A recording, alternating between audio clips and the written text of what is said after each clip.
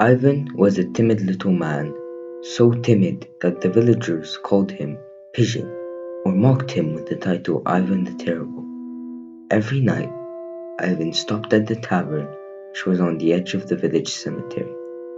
Ivan never crossed the cemetery to get to his lonely shack on the other side.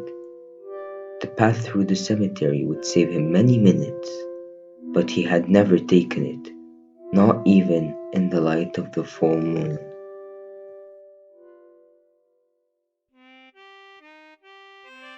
Late one winter's night, when bitter wind and snow beat against the tavern, the customers took up their familiar mockery. Ivan's sickly protest only fed their taunts, and they jeered cruelly when the young Cossack lieutenant flung his horrid challenge at their quarry.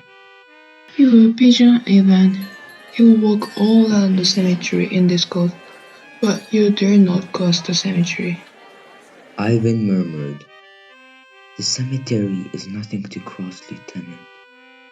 It is nothing but earth like all other earth." The lieutenant cried, "A challenge then!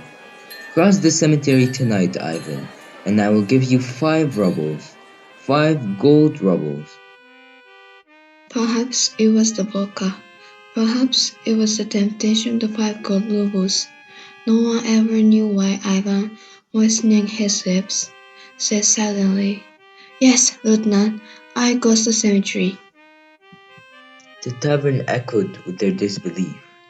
The lieutenant winked to the men and unbuckled his saber.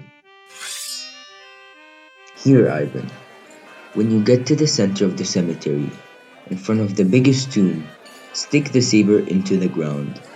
In the morning we shall go there, and if the saber is in the ground, 5 gold rubles to you." Ivan took the saber. The man drank a toast. To Ivan the Terrible. They roared with laughter. The wind howled around Ivan as he closed the door of the tavern behind him. The cold was knife-sharp. He buttoned his long coat and crossed the dirt road. He could hear the lieutenant's voice, louder than the rest, yelling after him, "5 rubles, pigeon, if you live." Ivan pushed the cemetery gate open. He walked fast. Earth, just earth, like any other earth. But the darkness was a massive dread. 5 gold rubles. The wind was cool, and the saber was like ice in his hands. Ivan shivered under the long, thick coat and broke into a limping run. He recognized the large tomb. He must have sobbed. That was drowned in the wind. And he kneeled, cold and terrified, and drove the saber into the hard ground. With his fist he beat it down to the hilt.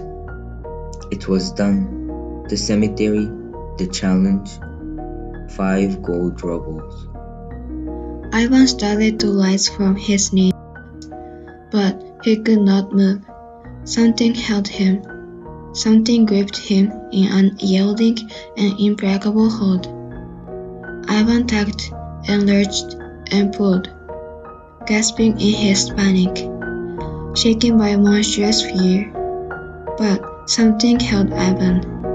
He cried out in terror, then made senseless gurgling noises. They found Ivan, next morning, on the ground in front of the tomb that was in the center of the cemetery. His face was not that of a frozen man's, but of a man killed by some nameless horror. And the lieutenant's saber was in the ground where Ivan had pounded it, through the dragging folds of his long coat.